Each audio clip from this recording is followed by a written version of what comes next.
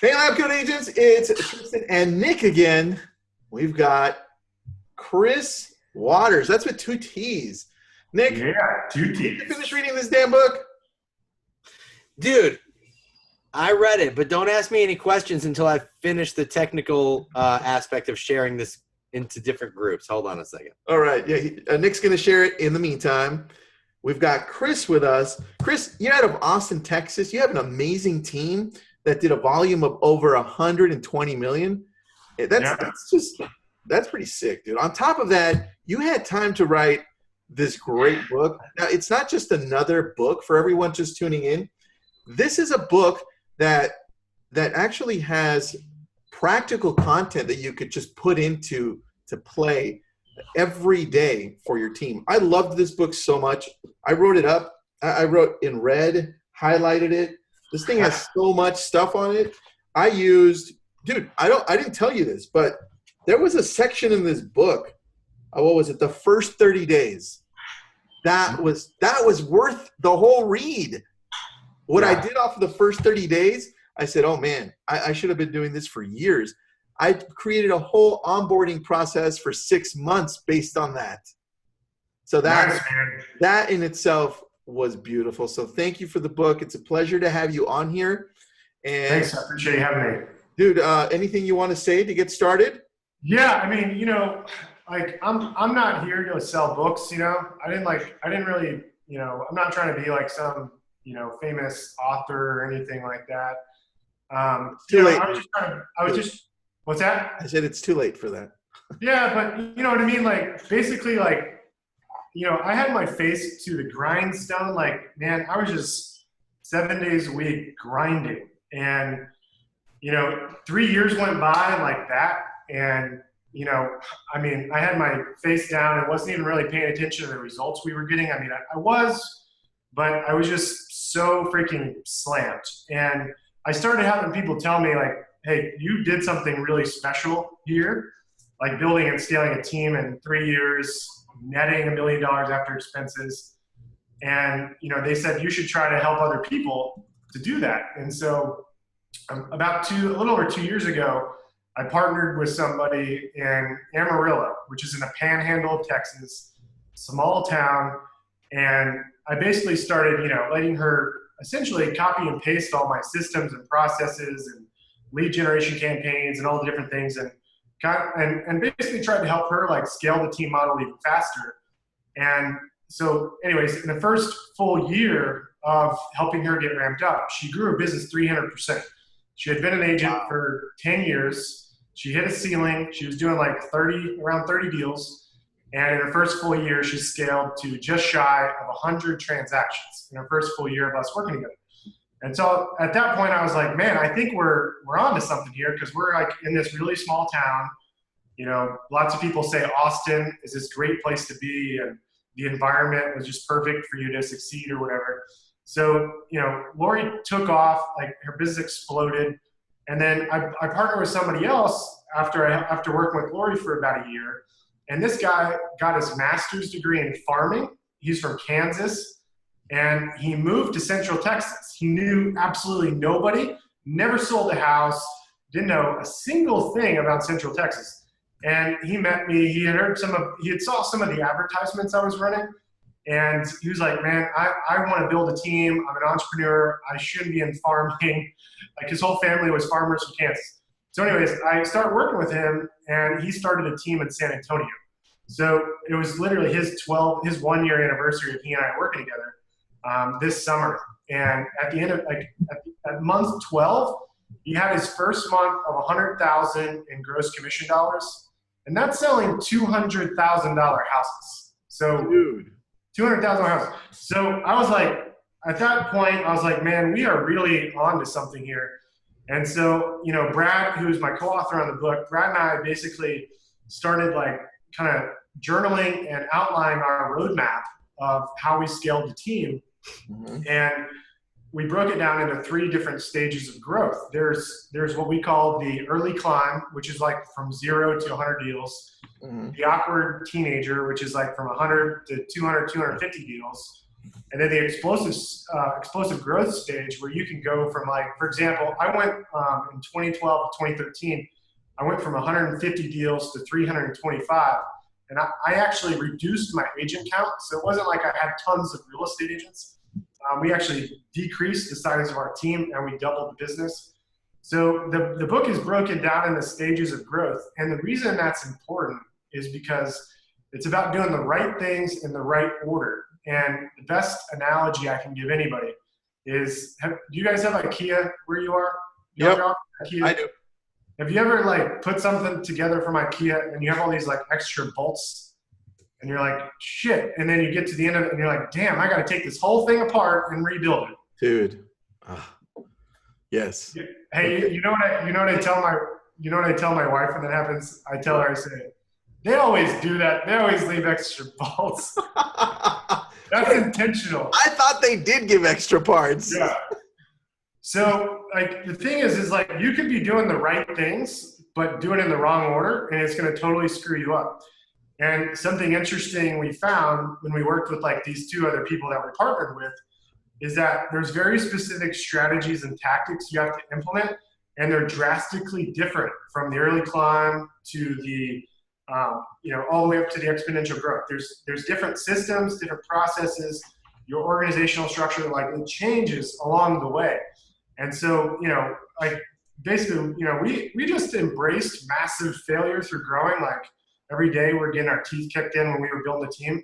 And so now that we've kind of figured out that roadmap and exactly what systems, processes, and lead gen tools to put in place, now we've kind of got this roadmap, and that was where kind of the book was born.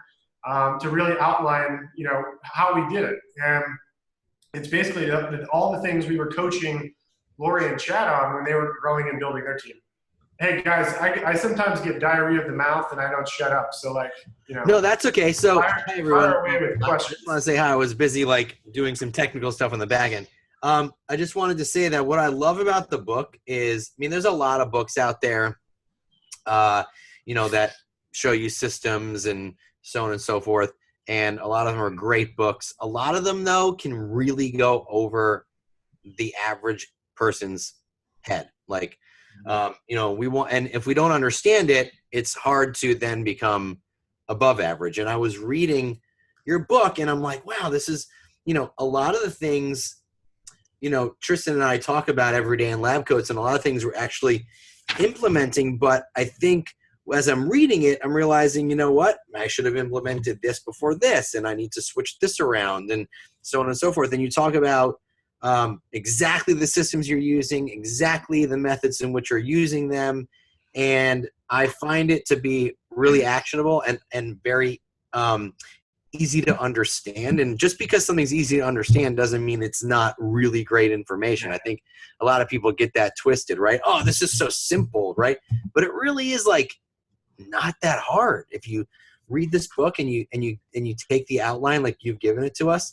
I feel like anyone can do it, Yeah, the key things is implementation. Like 80% of the battle is implementation and just taking massive action and just embracing the process and the journey of you can follow everything I do to the T and you're gonna fail, and you just gotta be willing to who said this? Barbara Corcoran from Shark Tank said that, like, you don't want a salesperson that has too high of an IQ, because as a salesperson, you've got to be willing to get punched in the face 99 times so that you'll get back up like that last time. Yeah. Knock out and you close the deal, right? So anyways, the point is, it's like, I think you just got to come from a place of being really humble, being willing to be coachable, embracing the chaos of building a team and failing your way forward. And just, some of those internal core values are, kind of the mindset that will help you, scale and grow quickly. Well, I love how you start the book off with like, all right, listen, like you basically give everyone a warning in this fun kind of way. Like there are 5 very good reasons you should stop wasting your time and put this book down right now, right? Yeah.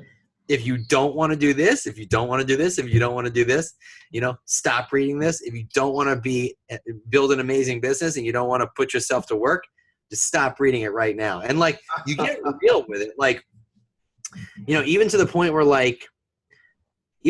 you bring up family. I mean, we all want that balance between work and life as much as possible. But, and my wife says it to me all the time, like, I've been in real estate for 10 years and I was on my mother's team for the last 9. And so this year I recently started my own team, and with doing lab code agents too, it's like, in a sense, these are 2 startups for me, right? It's a first for me. And so there are many days where I don't see my kids as much as I would like to, but that's kind of like the sacrifice to get to that level where you have that flexibility. And so a lot of people just aren't willing to put that work in. And that's, I think, a major message in the book, which I love. Yeah, I mean, I think a lot of, like, the book was not intended for everybody. Like, it was intended for a very specific audience. And who was the book intended to? What specific audience? Yeah, great question. So, I mean, it's really intended for anybody that is looking to go from kind of like captain everything to an ownership mentality, right? So, like, right now you're a single agent, you're, working like all different hours a day, nights, weekends, you're showing property, you're doing everything yourself. You're putting stuff in MLS, you're, doing open houses, you're doing all the traditional activities of being a great real estate agent, and you want something more. And you want to, run a business that can be sold, something that you could actually sell, that somebody will come along and buy, and a business that operates without you. So for someone that's looking for that, that's who this book was designed for. So the first chapter, like you said, Nick, is like all the reasons why you shouldn't do this, because it's fucking hard. Like, I'm sorry, it's fucking hard. Like, there's going to be no work-life balance. Like, it's going to be super humbling at times, and it's not easy. So, a lot of people, I think in society through marketing, everybody wants to be an entrepreneur, own their own business, and do all of these things. But some people are going to succeed at a much higher level if they're just crushing it as agents. Like, you can still make a ton of money as an agent. You don't have to go build a team. So, I think it's important you just look internally within yourself and identify, are you really interested in wanting to build a business and help lead other salespeople and put other people's success before your own? Because that's what you've got to do. You're going to be sacrificing a lot of time with family to help other people on your team be successful, to create that win-win synergy between your team. Chris, let's give the audience some concrete stuff. Sure. That they can have some great takeaways here. At the beginning, I started off the book and highlighted one main section at the very beginning. I've been running a team since 2009. So I thought this was great. And the key things were, you need to start off with a mission, vision, and core values. I didn't do that till like year 6, which was recently. But I wish I would have started that much earlier, because what happened was it created a whole sense of this culture, which we were missing for so long. I mean, why did you start with, let's just do mission, vision, and core values? Yeah. So I remember in the early days, you hear about culture at Google and, Zappos, Tony Hsieh wrote the book Delivering Happiness. Yeah. And I didn't understand it, man. It baffled me for years. What is culture? How do you create it? And, ultimately it's about creating something bigger than yourself and casting a vision for people around you to push towards a greater good. And then, most importantly, and I think this is the real secret sauce of developing a team and everybody being in alignment, your core values, internally, your core values as a human being, figuring out what those are and surrounding yourself with people that are in alignment with your core values. So one big takeaway I got when I went to culture camp at Zappos facility in Las Vegas. I've been there. You go there and do a tour. It's really cool.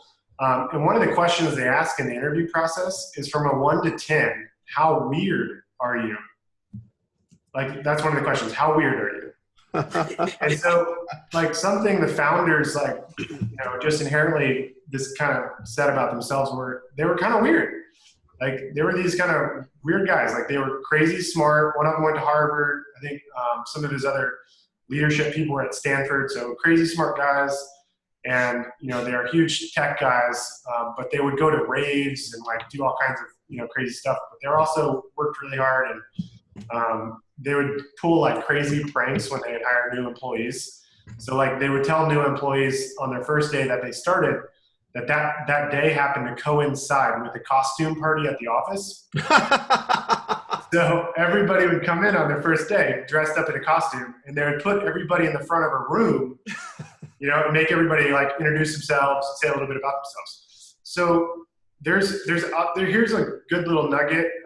Darren Hardy, he wrote the book, The Compound Effect. Yeah, good book. He has this questionnaire online you can go download for free.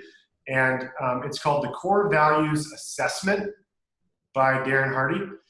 And it's basically like a series of questions that ask you things like, for example, if Tristan or Nick, if you were teaching a graduating class of high school students and you're trying to prepare them for the real world, like what kind of values would you want them to, learn from your class and to hold on to after high school to carry on to have a lot of success in, college and the rest of their life? Another question is like, what's like one value you really admire in your parents?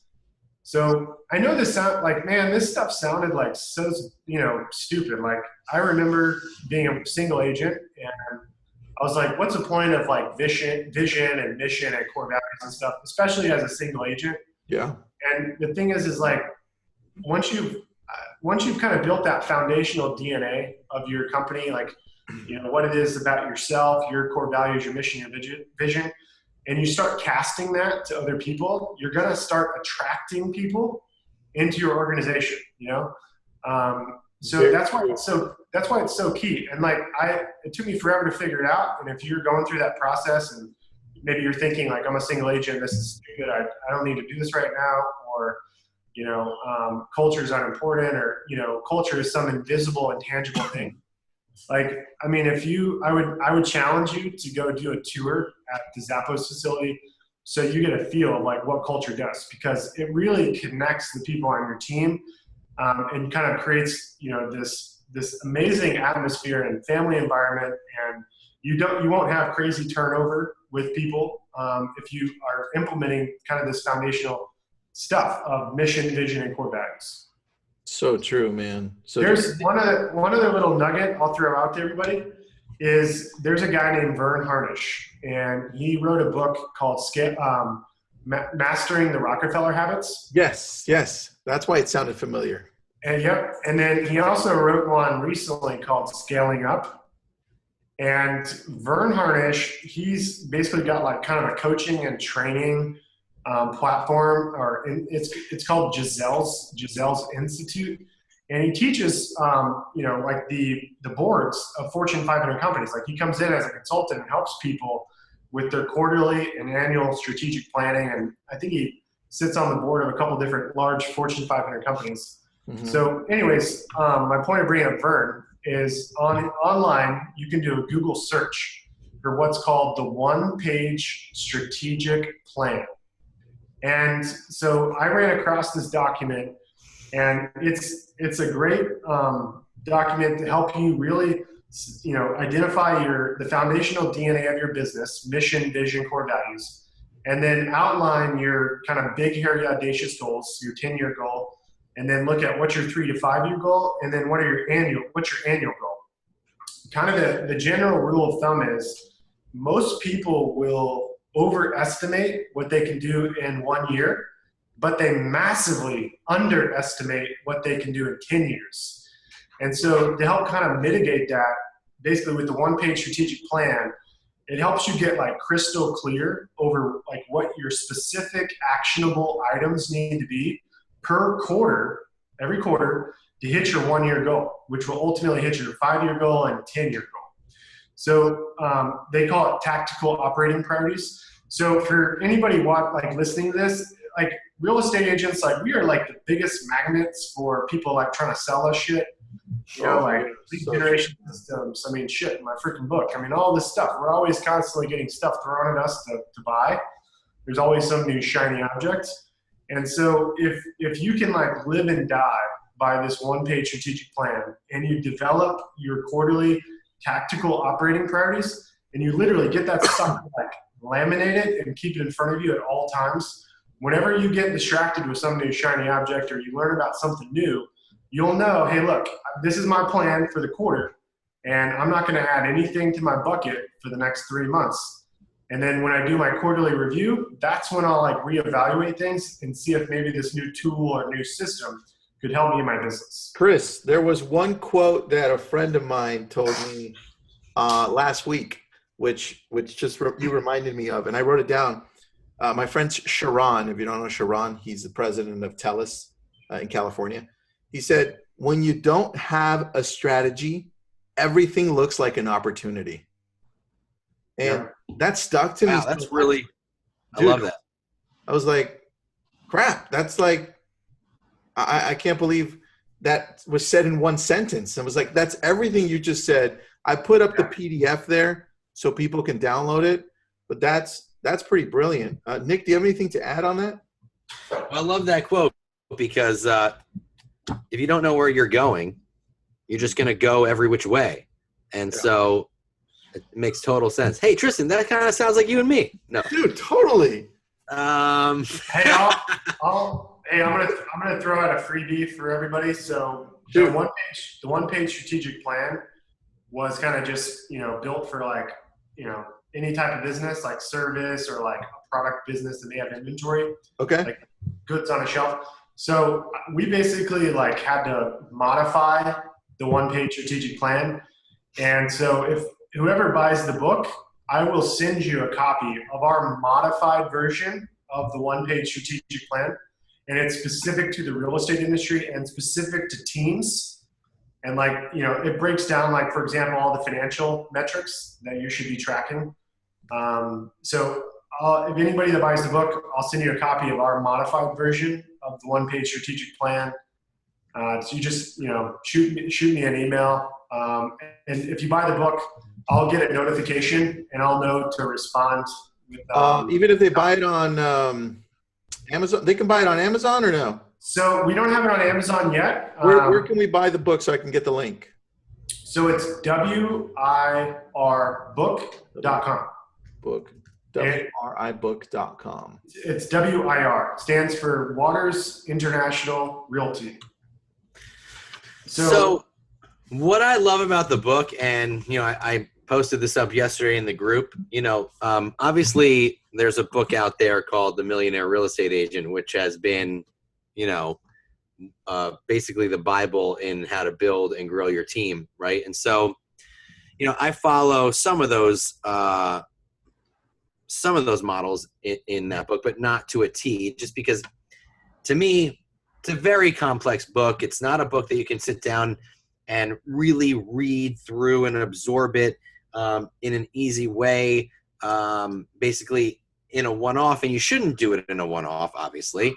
And it's a great book, don't get me wrong. What I love about your book when you compare it to Millionaire Real Estate Agent is I just feel you just basically outlined everything. I mean, this is just basic. This is just a pathway to how you specifically did it.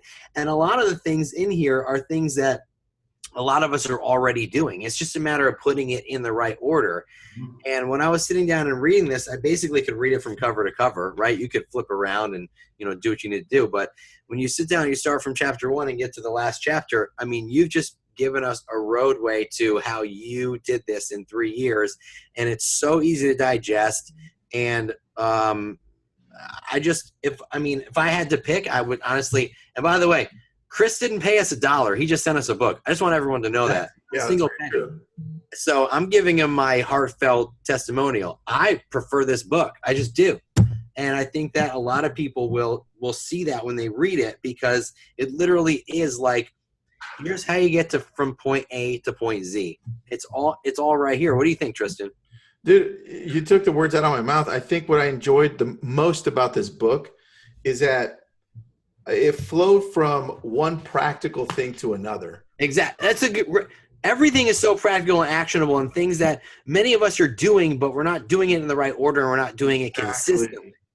Yeah, that was so key to me. I think you go back. I felt like I was going through the life of my real estate team as I was reading your book, dude. I was like, oh, I remember that. Oh yeah, I did. That was terrible. That was absolutely. and then I got to some pages. I was like, oh my gosh, I never did this. Like page 98, which has the most highlights for me, which starts itemizing what I should focus on. Page 93, all those onboarding steps, which just kind of escaped my team forever. Yeah. That was thanks to you. I just expanded on those, and you laid the groundwork for so much, because I know that if you put every single thing in here, the book would be like this thick. Yeah.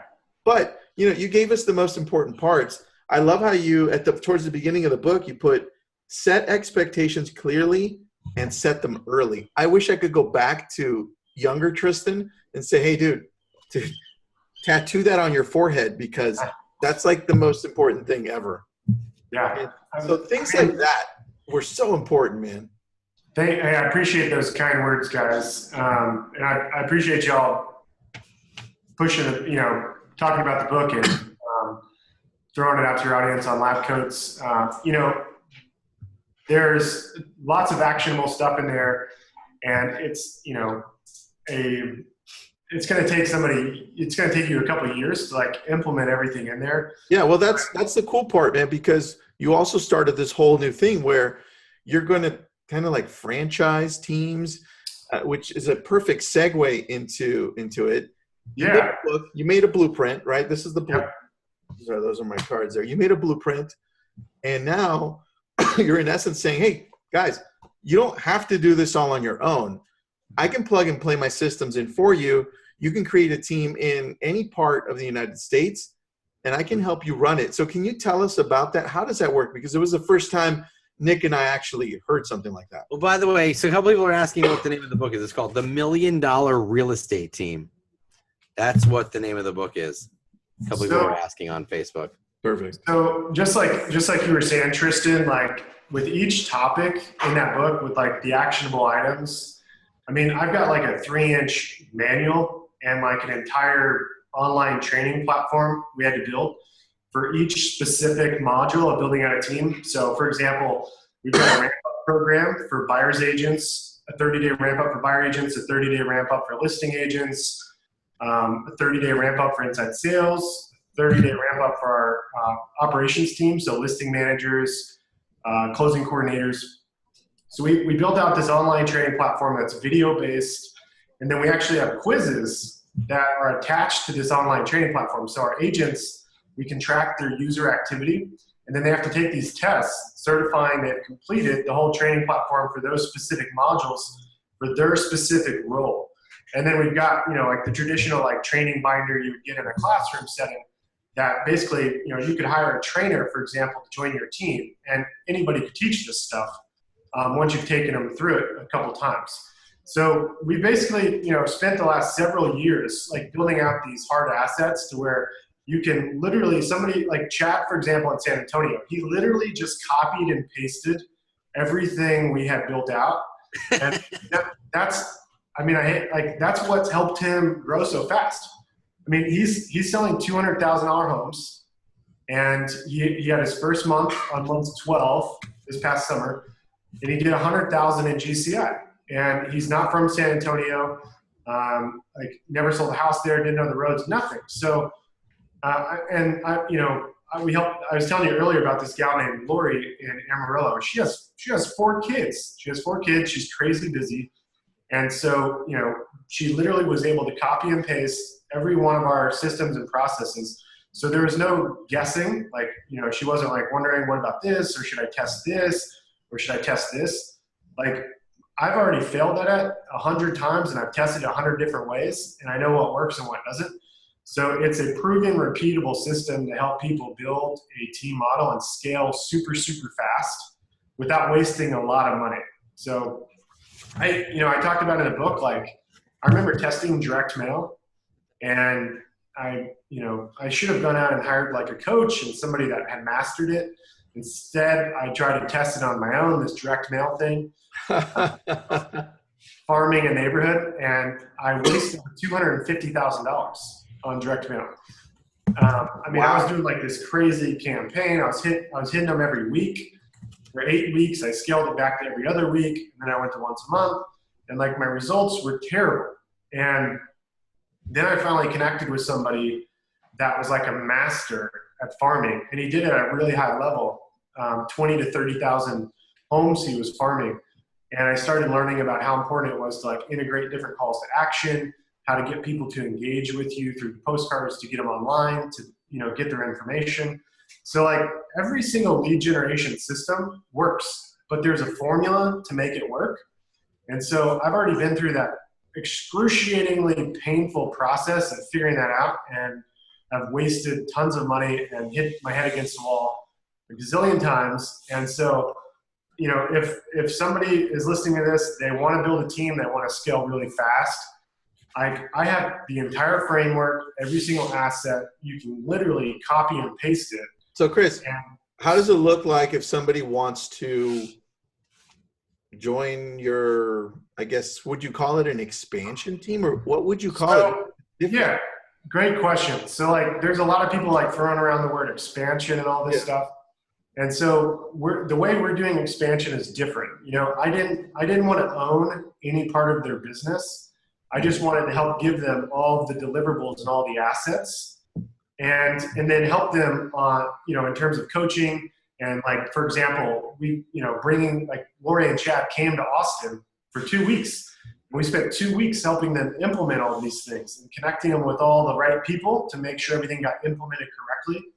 So it's about being super hands-on, and it's about working with people on a long-term basis. So like, sounds like you're running a franchise here. That's exactly what it is. So we're expanding through a franchise system. So wow. When you join, like you pay a royalty, you don't have to pay coaching fees or any of that. It's all inclusive. You get all of our systems, our content, ongoing training. So, I mean, some of the cool things we offer, for example, is like on Tuesdays, we have a buyer agent role play session that we do like through video conferencing with every single agent. So everybody plugs in. And then on Wednesdays, we do listing agent role playing and objection handling for on the listing side. And then Thursdays is operations and leadership focus. And so, you can have like your administrative team members get on there to talk about how to like help ramp them up and help them, overcome whatever obstacles in their way. So these are all things you get: the online training platform, the test for your agents. We also built out a custom Salesforce application for people, and it's kind of like your all-in-one system to help you with lead management, lead generation. So, all these things we put together are ultimately with one goal in mind, and it's to help you scale the team model super, super fast without having to go through the painful learning curve we did. So basically, if anybody's interested, it's pretty simple. Just, if you buy the book, I'm going to get your information, and I'm going to definitely be reaching out to you, and we'll set a time for you to fly into Austin, and I'll give you a tour of what a team looks like that's going to close almost 1,000 deals this year. So I'll let you come in, like see our operations, see like what that looks like, and then just kind of talk about how things would go moving forward, and helping you kind of implement our systems and get kind of immersed in our processes. Chris, once we're done and this gets recorded and edited, we'll send it out to our database. Can you give us the link so that people can go and check out if they have more questions? We can add it into that because we have some that are interested. Literally, the best way for somebody to kind of engage with us, and that really the whole reason we wrote the book was like the book was kind of like a vetting process. I think what's a lot different about what we're trying to do is like, we're not trying to sell coaching. We're not trying to sell all these systems, platforms or whatever. Like, we're genuinely trying to build a network of people that are hard chargers that, take massive action, coachable. They're willing to embrace failure. They're willing to be humble through the success they find. So we're just trying to, again, from a core values perspective, we're trying to find people that are in alignment with us. And I definitely want it to be a win-win. Like in the team model, it's about building a team of Navy SEALs. So it's not about a team of a bunch of foot soldiers. It's about a bunch of like top producing, high performing people, not a bunch of mediocre agents on your team. So, we're our goal is to connect with like-minded people. And the book is literally like a vetting out process. And that's exactly why chapter 1 is all about all the reasons you should not build a team, because it is really freaking hard and it's a lot of work. So the best way to like engage, purchase the book, and I'll get an email notification and then we'll reach out to you. It'll ask you for your name, phone number, and all that. I've got someone named Maureen on our team, and Maureen will reach out to you to schedule a call with either me or Brad, and we'll connect with you and then see about booking a time for us to meet, for you to fly out to Austin and just see if we're a good fit. Like, I've met a lot of people over the last 2 months since we published the book. And once we like started digging really deep into what their like big, hairy, audacious goal was, like we really weren't in alignment, some people talk about wanting freedom and they talk about wanting, all these things, but they're not really willing to make the sacrifice. Yeah. So we're not trying to build a network of mediocre people. We're looking for people that want to be achieving at a super high level and build these teams of like Navy SEAls. That's really the best way to put it. So Chris, wait, sorry, Nick's got a question. Go ahead, Nick. I was saying, so basically, like, I love the model in the sense that, like, yeah, I mean, you're packaging this model that has worked for you, and it's not really like an expansion team, so to speak, but it's your systems, and it's a franchise model. Like, if the right people fit into, your core values and your work ethic and so on and so forth, they can essentially make this happen for them in their market the way you guys did. Exactly. Yeah, you're teaching teams how to run a business. Yep. I love that, man. So here, I read your whole book, dude, and I read parts of it twice and 3 times with the onboarding. So that was good. I really liked the pictures. One of the like somebody. No, they're like super cute pictures and stuff. Awesome. Like that one, the awkward. Yeah, like that one. No, I'm just kidding. Chris, question here. You had so many step-by-steps, like you should do this. You shouldn't do this. You should really do this step by step. But I have a question for you here. What do you see the next thing being for teams to do? Because I noticed that you said radio works, but obviously only if you do it the right way. Yep. You have like Facebook lead ads. I saw those. You have a whole mess load of things. But what do you see working next or working right now the best? So, it's really contingent on your team size, like I mentioned at the very beginning, like if you're in the early climb, the lead gen systems you should implement are going to be much different than if you're in the explosive growth stage. Mm-hmm. Like speaking about radio, TV, and billboards and even newspaper, like some of these old school marketing things, right? Like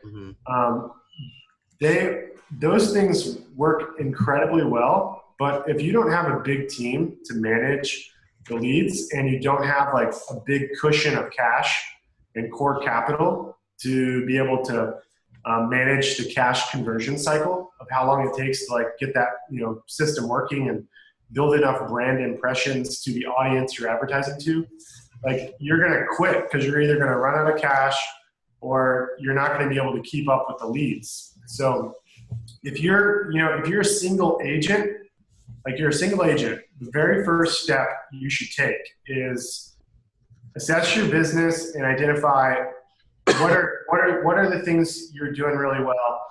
And let's say, for example, you're crushing it on the buy side.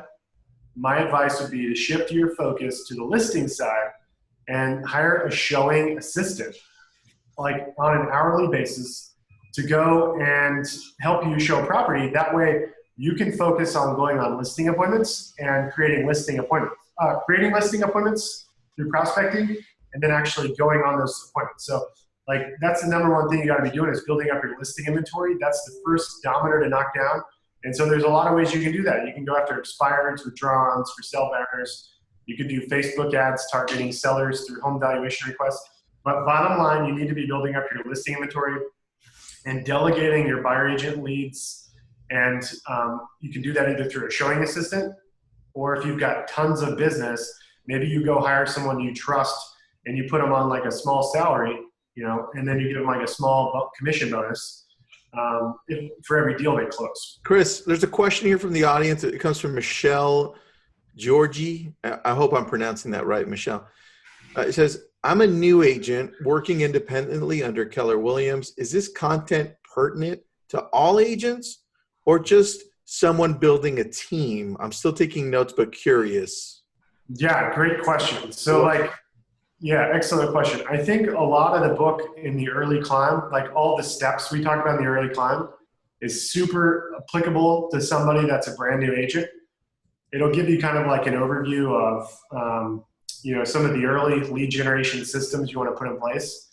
The key thing when you're starting out is you want to go after lower cost leads. And the reason you want to do that is because, number one, if you have limited resources, you don't want to burn through your cash and have to go get a job as an employee. Secondly, you need to really master your craft as a salesperson. Yes. Like so many people get so focused on lead gen and SEO and running campaigns, and they generate all these leads, but they suck at the conversion part. So you really need to understand the language of sales in the process you go through with clients. Because if you want to build a team, you're going to have to hire other people and train them how to convert. So, it's like first base is generating leads. Second base is converting them into representation agreements, whether listing agreements or buyer agreements. Third base is servicing the customer and knowing the market, having market knowledge, market expertise. And then the home run is closing the deal and, getting them through the finish line. That's kind of the circle of life for us as real estate agents is generate leads first base, convert the leads second base, third base, service the customer through our expertise, and then the home plate is getting the deal closed. So many people get caught up and stuck at first base generating leads and not focused on lead conversion. And there's very much a skill. You got to learn how to develop unique value propositions that differentiate you from other realtors. And you've got to clearly be able to articulate that. And then you also need to know the scripts to use when you get a lead. There's some very simple scripts you can use to help you improve your conversion from lead to a physical appointment, meeting somebody face to face. Can I just say that one of the things that I really do love about the book is that, you not only talk about how to be successful, but you also talk about how you can easily screw something up. And you actually use the term how to screw this up, right?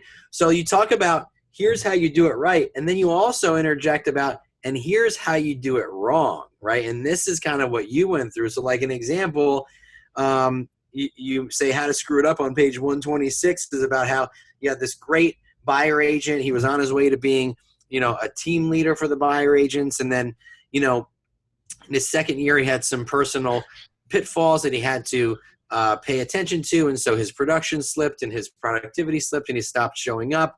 And so you actually put the blame on yourself because without going to him to ask him what you could do or what he was going through, you just promoted someone else.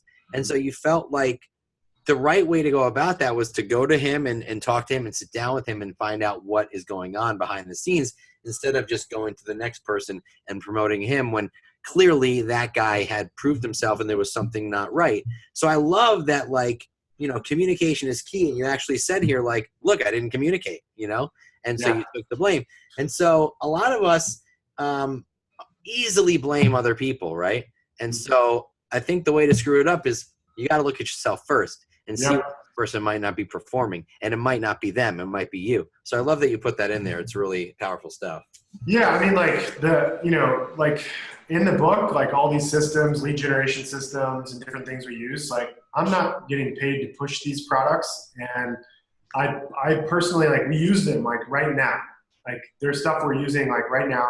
So they're very relevant and I mean, we have failed and screwed up like a million different ways. And, I think, for any like good leader, I think any good business leader out there, the one thing that I think makes somebody a great leader is putting somebody else's success before their own and having a really strong desire to want to help other people succeed.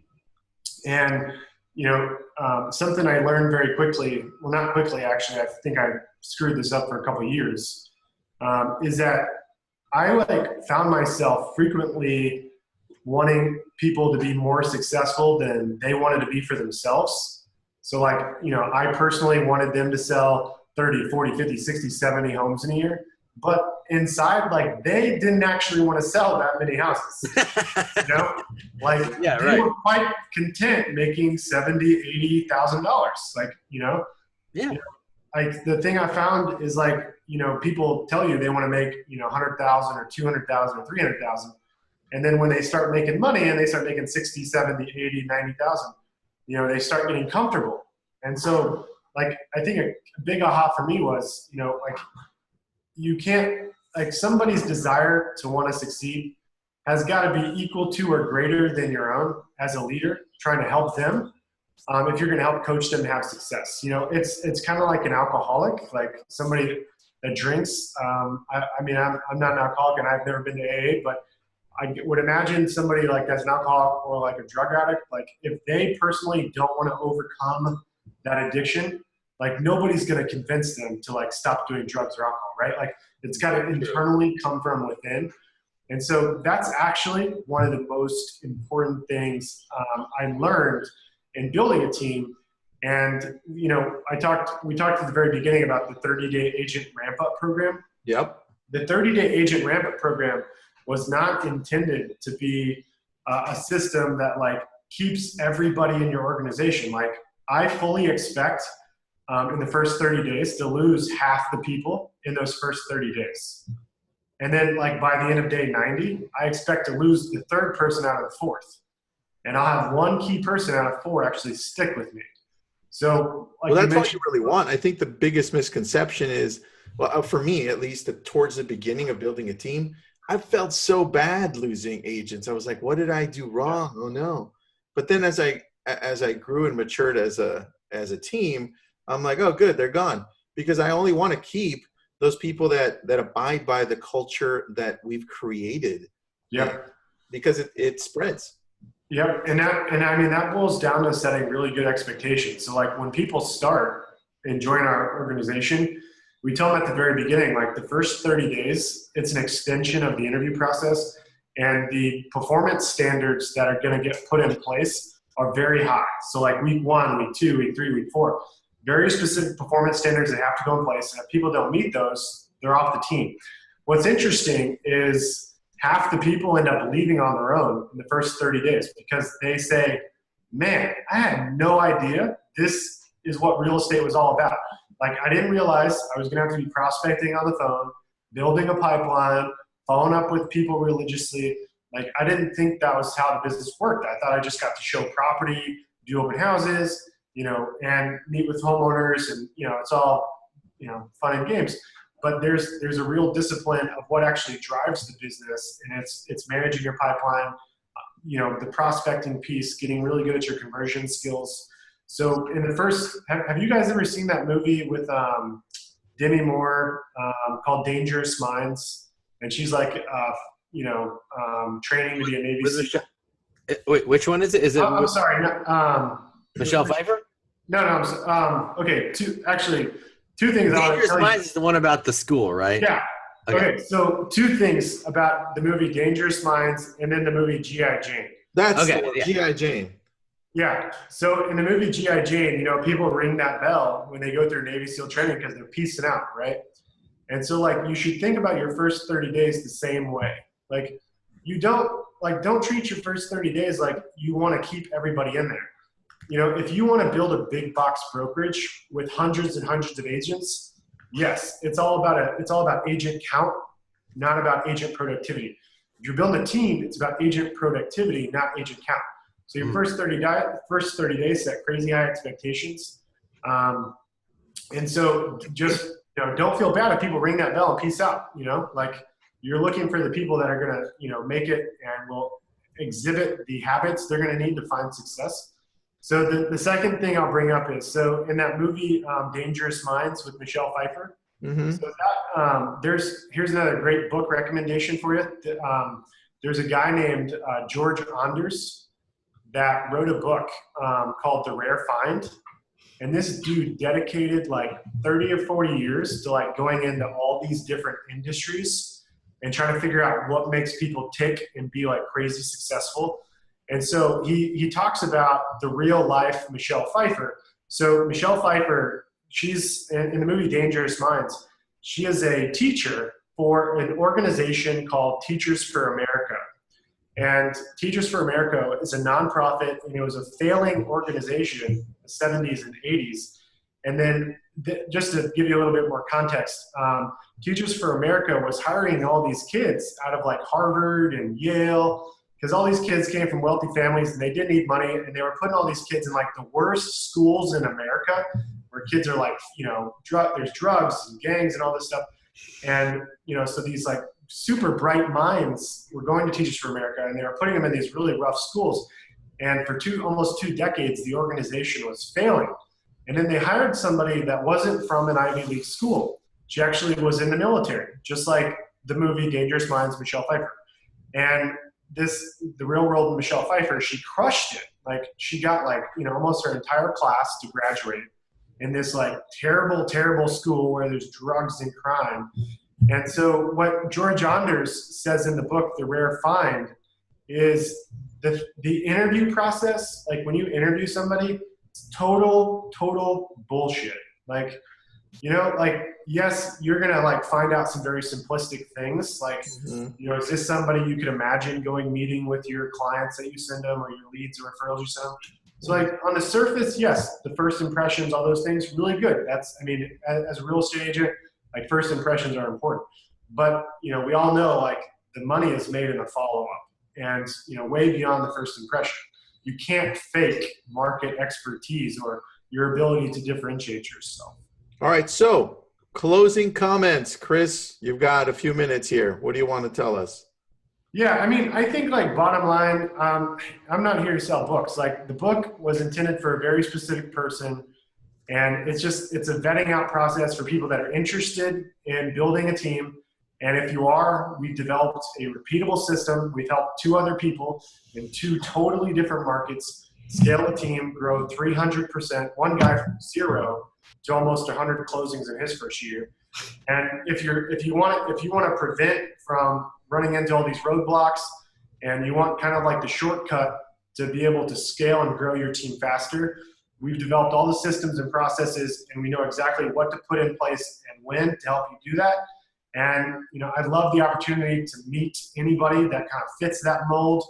I'd love for you to fly out to Austin. You can see our operation, and we can see if it's a fit, right? Like, that's the bottom line. Like, I'm not here to like convince anybody to like, be a part of our network. We're not trying to be, Remax or Keller Williams with, 150,000 real estate agents. Like we're trying to build a network of people that are leaders and are Navy SEALs, and they want to build a team of badasses, like 10 to 15 agents, right? That are doing 100, 150, $200 million in sales. And they're building a business that they can walk away with, and they don't have to be worried that like shit's falling apart, or that they're going to miss out on the opportunity to go on a listing appointment because they're on vacation. So, like I said at the very beginning, you want to go from like captain everything to an ownership mentality. Like that's my goal, is to help people make that happen. I love that you just said that. You said that before. I just want to mention before we go, you want to go from captain everything to owning a business. And we see a lot of people in lab coach saying, they're opposed to teams because they feel that teams they depersonalize the transaction and the experience. And, they feel that they should be hand uploading these listings in the MLS, and they should be fielding appointments for other agents that want to see their properties and so on and so forth. And I get it, but like,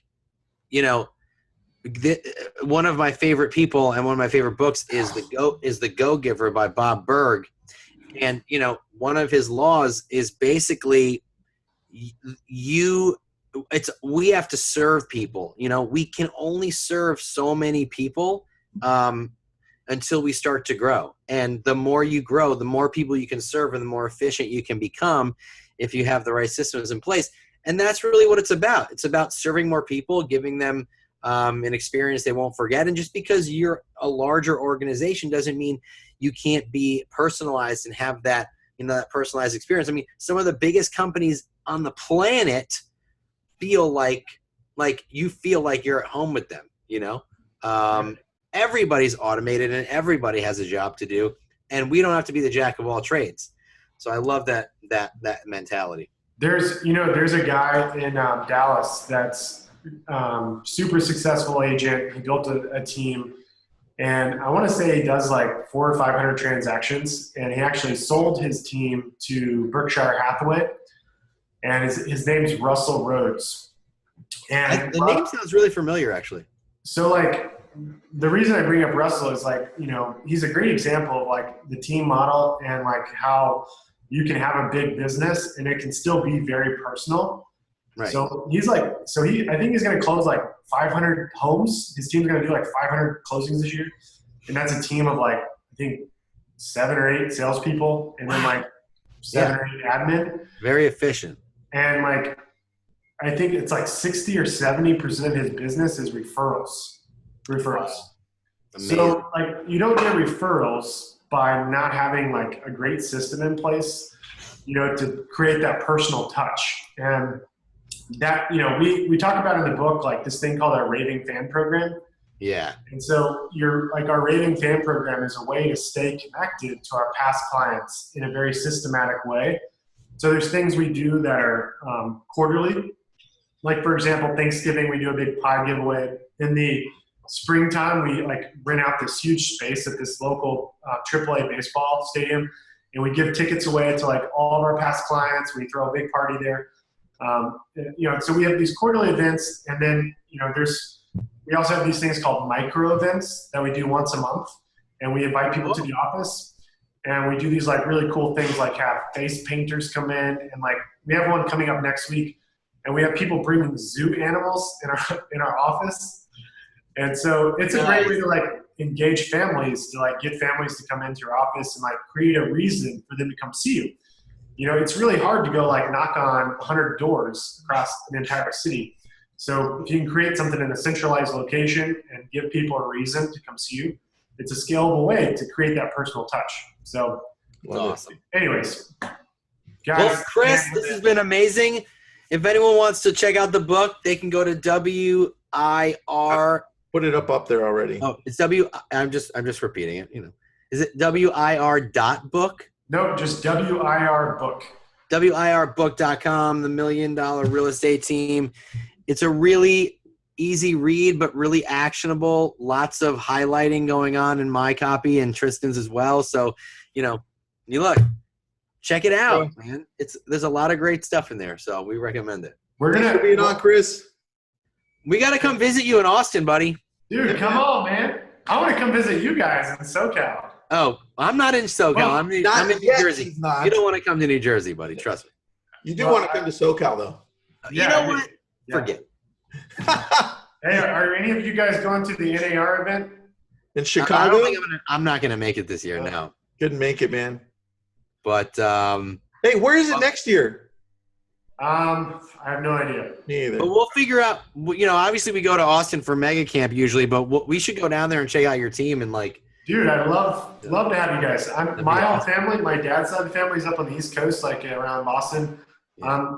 My mom's side's here in Central Texas. Cool. But yeah, I don't know how far you are from that area, but maybe I'll come visit you too. All right, man. Well, listen, it was fun. Thanks for joining us. Thanks so much, Chris. Great. Thank you, guys. All right. Bye-bye. Have a good one. See you guys.